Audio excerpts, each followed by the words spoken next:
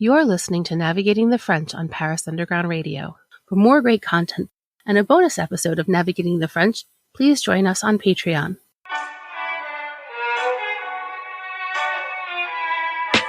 Hello, and welcome to Navigating the French, the podcast where each episode we take a look at a French word and try and see what it tells us about French culture. I'm your host, Emily Monaco. Today, I'm joined by Aaron Ayscough. He's here to discuss the word nature, which in French can refer to a person's nature, the natural world, but also increasingly to wine. And since Aaron basically wrote the book on vin nature, he's the ideal person to delve into this word that can mean plain, but also evokes a whole lot more. Welcome, Aaron, to the podcast. Aaron, can you tell our listeners a little bit about who you are and what you do here in Paris, aside from basically writing the book on natural wine? So that's a great question, Emily. My name's Aaron Ayscough. I write a newsletter on Substack called Not Drinking Poison. It's been on Substack about 2 years now, but before then for about 9 or 10 years, I guess. It was a blog about dining and drinking in Paris, and particularly about the natural wine scene in Paris and France. And I just recently had my first book published, and it's a big 440-page book about natural wine called The World of Natural Wine. And it came out September 27th with Artisan Books. Awesome. And congratulations. I mean, that's just such a huge achievement, and it's going to be an amazing resource for folks who are interested in the ins and outs of natural wine. And I definitely want to get into the nitty gritty of that. But this being a linguistics podcast, you know, you and I both live in the foodie world as well. But for those who aren't familiar with what this word natural wine means, you know, we hear it in English with people talking about natural wine. We hear about it in French with all sorts of different terms, from nature to vivant, which would be living. Can you tell us a little bit about which of those words you prefer and what the world of natural wine kind of means to you? I mean, I guess of the French terms, I tend to say vin naturel, just because it's the most direct translation of the English phrase for the same thing. Also because, I mean, if you're going to split hairs, and because I'd say among the French population here, they say either vin naturel or they say vin nature these days. But when you say vin nature, I guess I have a mild disinclination towards that phrasing, just because it sounds kind of like yaourt nature, you know, as in like when you pick up a yogurt that says it is nature flavored, it just means no flavoring, which, you know, I guess that does sort of apply to the wine situation, to the wine usage as well, but it kind of, vulgarizes it a little bit, I think. So yeah, in that case, I prefer the phrase vin naturel, but of course there's a lot of other, you know, terms, and some people say vin vivant and other people say pur jus, pure juice. Mm-hmm. But I find those phrases to be a little passionate and affected. Fair enough. And I think, yeah, you've sort of brushed up against this idea of us using nature in French to mean, like, you know, nothing added or plain. And obviously there's a little bit of a negative is too strong probably, but it's almost reductive, I guess, because natural wine encompasses so many, yes, things that aren't added, but also, you know, methods and techniques that are used to bring wine back, I guess, to its most essential. Can you sort of do a brief overview of some of the characteristics, you know, from a winemaking perspective that one would expect in the world of natural wine that maybe one wouldn't expect in the world of conventional wine? It's almost more helpful to approach the question kind of with the terms reversed a little bit, and to say, like, what are the things that are routine in conventional wine that you never find in natural wine? Because, of course, all the features of natural wine are fairly, I mean, in terms of the production, you know, they're fairly benign and normal things that, you know, were utterly routine in winemaking up until the 1980s even, really. Like, natural wine is really about the non-use of products and the non-use of invasive enological mechanical techniques like filtration and flash pasteurization and dialysis and all kinds of highly technical nonsense.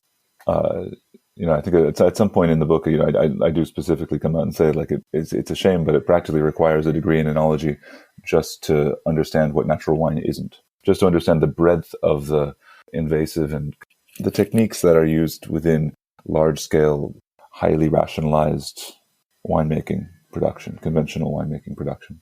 And I mean, I know that there's been moves now to sort of protect the meaning of the word nature so that you don't have the same issues that you have in the US, for example, where you can put the word all natural on pretty much any snack food and that's allowed. I know people are trying to really build up, a list of things that are allowed or aren't allowed if you want to call your wine nature or naturel or vivant in France. If you walk into a wine shop that you don't know and they say, oh, this wine is great, it's nature. And then they say, except there's a little bit of added sulfur, or except, are there any sort of gray areas for you in what makes vin naturel or vin nature, or is there some gray area? I mean, for me, it's all shades of gray. I mean, really, I think the argument that I try to put forth in my book is that really it describes the work of a specific scene. It's really not a specific recipe that anybody can just sort of like put into place and sell with ease. Although that is, it's increasingly becoming the case just because the demand for this wine category is so huge. I try to put forth the idea that it's like personally, I should add a parenthesis that I'm quite against the notion of natural wine certification because I don't really believe in it. Mm-hmm. It's for the people already making natural wine, it's fairly useless since they're already selling out their production. It's already allocated. And it's only of any use for very, very large-scale players whose only motivation is to water down the definition as much as possible. They have some kind of useful idiots from within the natural wine scene itself who often will, take the argument that, well, just as you were saying before, what if, someone's distant aunt or uncle walking into a wine shop they don't know, how will they know that the wine that they're getting is not natural or if it's natural or not?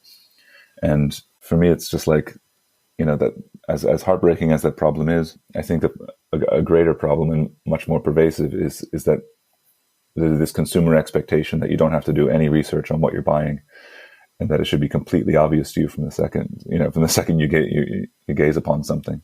I mean, for most of human history, we've been able to know the producers of the eggs and the milk and the bread and the pasta, and the wine that we're purchasing, and the contemporary era is sort of a historical blip in that, we just walk into a supermarket and we hope to trust a brand. So with natural wine, with this product that is not eminently scalable and that is sort of identified, by its small scale and, its own scene, by its small production, I think it's perfectly okay to demand a certain buy-in from consumers, as in like they have to actually think about it in order to know whether they're getting it. And you have also brushed up against something that I really want to make sure we go in depth into, which is that this is a community of people who have been working really hard to develop what this definition means. And I think that's something that you do really well, be it in your newsletter or your book, is really talk about the people, the human beings behind this movement. And specifically in France, I know we're seeing natural wine in various parts of the world, but when it comes to France specifically, do you feel that the French natural winemaking community are pioneers in sort of the renaissance of natural winemaking methods, or are they sort of picking up the torch where other countries had already done some of the heavy lifting? I would say absolutely. France is still the epicenter of the scene. It still sets the kind of production norms worldwide. One of the implicit arguments that I think I probably should have found a way to make a little more explicit in the book. It was an awkward page to write, but I have this page saying that, like, this community began as a French phenomenon, and I talk about it as a community. I think I maybe got a little. I digressed a bit with a last response for the last question, but I wanted to talk about the idea of, instead of suggesting that natural wine be a specific recipe or a set of 5 rules, it's writing a book about natural wine was like writing a book about punk or about hip hop. There's no, we have, punk film and punk hairstylists and punk makeup artists and, punk from South Korea and punk from Switzerland, but if you're going to write a book about the origins of punk, you're going to be talking about, New York, London, maybe a little Berlin, within a certain moment of the 1970s and early 80s. And that's what we're going to be writing about. And so if you take natural wine, just substitute the word natural wine for punk, And really, if you try and write about the genesis of this scene, you're really talking about France in the 1980s, 90s, and 2000s. And then it's within the 2000s that it really began to the ideology began to assemble communities in other areas, chiefly in Europe. So it definitely, France, I would say, remains the epicenter. And I guess to get back to the idea of the one thing that I don't think I was able to say clearly enough in the book, or maybe I neglected to, is that for all these other communities of natural wine that have come up since then, I think it's important that they look to what the production standards are in France in terms of total milligrams of sulfites at analysis or things like that. And unless they're being as radical as the more pragmatic wings of France, then why are they calling themselves natural wine? At least that would be my suggestion there. Yeah. Well, now that we've sort of talked a little bit about, what natural wine is and what it isn't. And again, I mean, I think it takes so much to understand what it is and what it isn't, just because, as you said, it's not about a recipe. And I think it's really interesting, your argument against the sort of a recognized label for natural wine. But I'm interested too in sort of your personal story with natural wine and how you came to be so interested in it and basically turned yourself into such a phenomenal expert on the market. What was sort of your come to natural wine moment? It sort of came about very naturally when I moved to Paris in 2009, which is quite late in the game, in terms of the evolution of natural wine. But I think like anybody, like any American moving to Paris, you're amazed with the quality of the foodstuffs you find, and you want to explore all the restaurants and all the strange old French recipes and all these things. And at that time, and I think it's still to some extent the case today, it was just instantly clear that all of the interesting little bistros working on a very owner-operated kind of scale, where they were clearly taking a lot of time sourcing their meats and sourcing their cheeses and sourcing anything that was going on the plates, all of these places had natural wine lists. It was just obvious. And so, I mean, like at a certain point, it became kind of, initially, it was my key to finding good restaurants in Paris. I would just look who was serving natural wine. And generally, I would be finding, if not phenomenally professional restaurants, I was finding at least very interesting, characterful, and sincere ones. And then at a certain point, the emphasis for me switched, because I had worked in wine before moving to Paris. I worked as a sommelier in Los Angeles from 2006 to 2008 and managing restaurants there.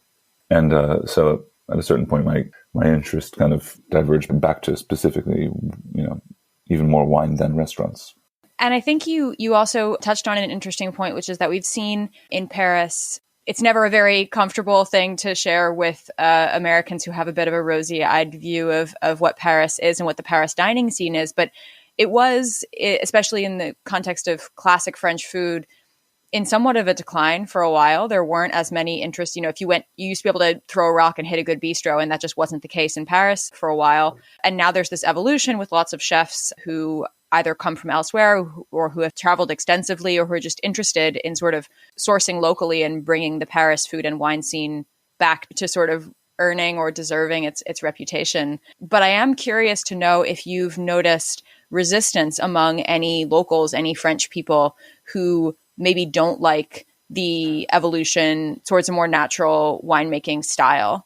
Oh, absolutely. Yeah.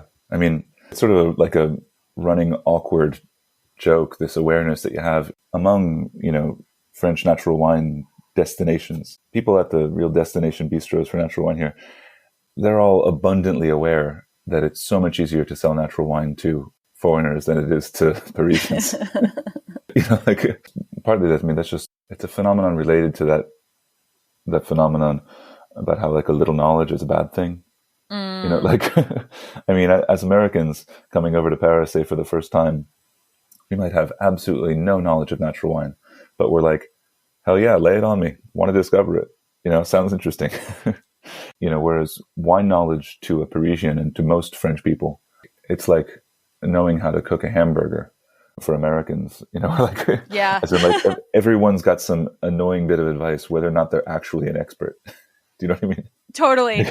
Like the guy at your barbecue standing over your sholdering, being, you really shouldn't push down the patties, Exactly. Yeah, exactly. Yeah. And so every French person, particularly when they're around Americans who they assume, they're like, bringing fire to a Promethean man or something, they're like, well, if it's a Bordeaux, you should carafe it, or some kind of like absolutely nil soundbite like that.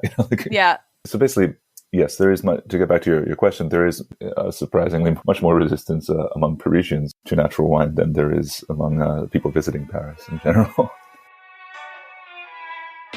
If you're enjoying this episode of Navigating the French, you may also be interested in our sister podcast, Paris: A State of Mind, where real estate experts Gail and Marie give you all the tips and tricks you need about renting and buying apartments in Paris and beyond.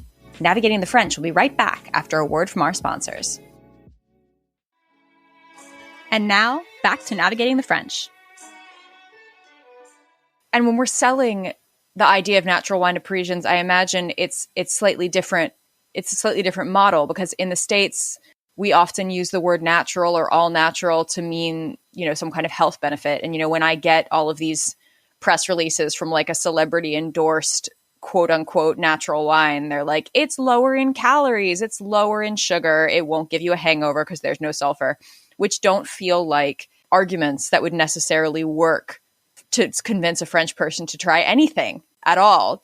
Do you get the sense that when people are talking about or marketing natural wine, whether on a big scale or just on a small scale, from, one sommelier talking to one client in their restaurant, are they using arguments of health to try and sell it to French people, or is there a different argument? Oh yeah, definitely not here. Okay.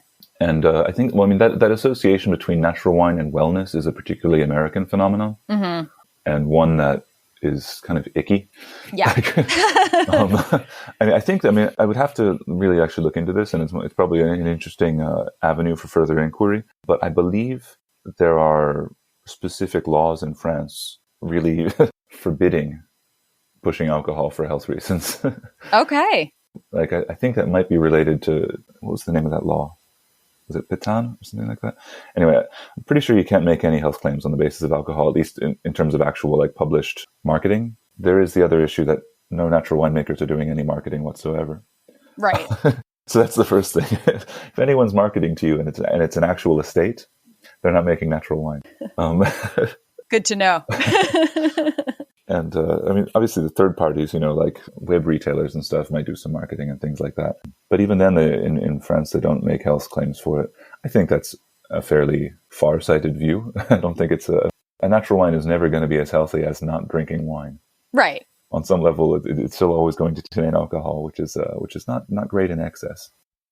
So the sort of linguistic bent of this podcast made me think about a really interesting way that I hear people in French talking about natural wine, which is almost to allay worries or concern by saying something like, "Ah non, mais c'est pas nature." What does that mean? That generally is something you will hear among kind of half converts to the cause. In the sense that to put it in context, a lot of rushed French bistros, owners and sommeliers were selling rushed French natural wines to clients without really properly explaining them, without putting them in a good context. A widespread backlash to natural wine among French and Parisian clientele, and also abroad, has been just, hey, these just taste like messy wines. And in some cases they are. There are bad natural wines just like there are bad conventional wines, poorly made or slipshod natural wines. There are also ones that simply weren't aged long enough at the winery or at the point of sale. And so it's sort of just lazy language saying something is not nature. That's a phrasing construction which is going to assume that I don't know, what is it, it's like a double whopper of natural? I don't know, what does that really mean? That something that's really natural is necessarily going to taste bad.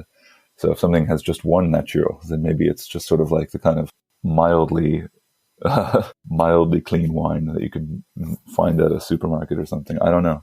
There's a lot of language in wine sales that is very, very lazy. And I think this is partly because that moment of wine purchase in a restaurant, the server is in a rush, because he or she has other tables to attend to.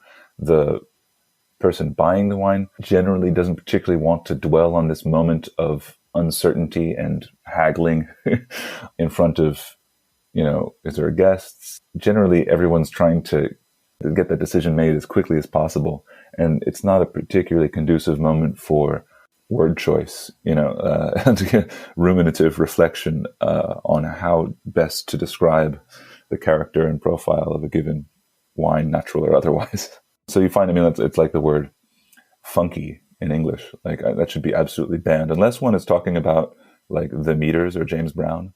Like I don't think one should use the word funky. Like it assumes too much common basis of. There's a lot baked into the word funky that I think is pretty weird. Mm-hmm. Well, I mean, it means that it allows you to not be specific about what it is that you are sensing, right? Yeah, it's othering a whole spectrum of flavors, textures, and experience as being somehow not normal. It's like, if all natural wines are funky, like, are you the kind of person who listens only to like Wagner? Or like, I don't know. Man, I love it. This is like the world of natural wine and music have never felt so closely linked than since we started this conversation, and I'm here for it.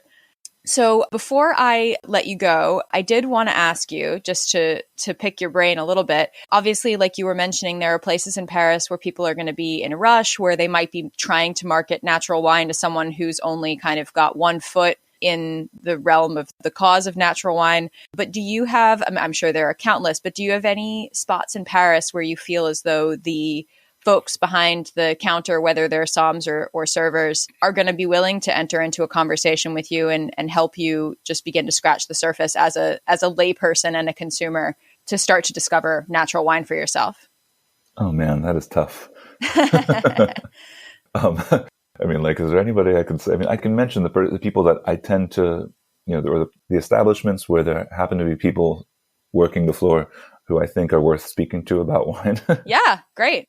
This, or at least in my case, but but you just have to figure it out yourself, right? Kind of. Well, I guess it's tough because, of course, you don't want to be like, oh, go see this guy, and this guy, because they're definitely going to be nice to everybody. Because, of course, no one is nice to everybody at all times. I think, it's we can't routinize public interactions among French servers to such an extent. Or really among anybody. But yeah. No, I know what you mean.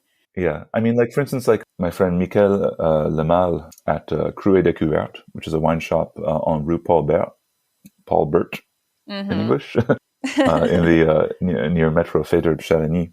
He's got his own rhythm. His shop is stuffed to the gills with radical natural wine. And so, you can't really, you can't find yourself with a half natural wine at his shop, really. But also, he won't really volunteer any information, but if you ask him questions, he will respond sincerely and thoughtfully. And that's a very admirable characteristic. And he'll definitely respond at his own pace. So sometimes you can go in there just looking for, one bottle and you already know and you need to run, but you'll actually be listening to his very patient explanations to the person in front of you in line for 35 minutes. But so that one's great. There's a restaurant called Cuisine. And also a very tiny restaurant, definitely worth booking far in advance, in the 9th arrondissement. And Benoit, the co-owner and proprietor and sommelier there, he has a beautiful wine list and a great relationship with the winemakers that he works with. And he genuinely thinks about whether things are ready to drink or not. And that's a very, very admirable quality. It's two people off the top of my head. Well, that's already too richer than most of our listeners probably were. But we will, of course, be putting the link to your book and to your newsletter in the show notes. So anybody who wants to learn more about the world of natural wine and about the people behind this world should definitely subscribe to the newsletter, pick up a copy of the book. And on social media, is there a spot where people should follow you? Instagram, Twitter? Yeah, thank you very much for linking to these things and for having me on. No, absolutely. Yes, if you're trying to basically eke out a living as an independent writer, as you know, it helps to be on pretty much all the social media platforms. So I'm on all of them. I haven't begun TikTok yet, but otherwise I'm on Twitter, I'm on Facebook, I'm on Instagram. I guess Instagram I'm the most active on. Yeah, awesome. Great. Well, thank you so very much for joining us today. I really appreciate you offering all of your expertise. And yes, have a fantastic rest of your day. Well, you too. Thank you very much for having me on. It's a pleasure. This has been Navigating the French. You can find more from me, Emily Monaco, at Emily_in_France on Twitter and Instagram. This podcast is produced by Paris Underground Radio. To listen to other episodes of this podcast, or to discover more podcasts like it, please visit parisundergroundradio.com. Thanks for listening, and à bientôt. This episode of Navigating the French was produced by Jennifer Garrity for Paris Underground Radio. For more great content, join us on Patreon at patreon.com/Paris Underground Radio.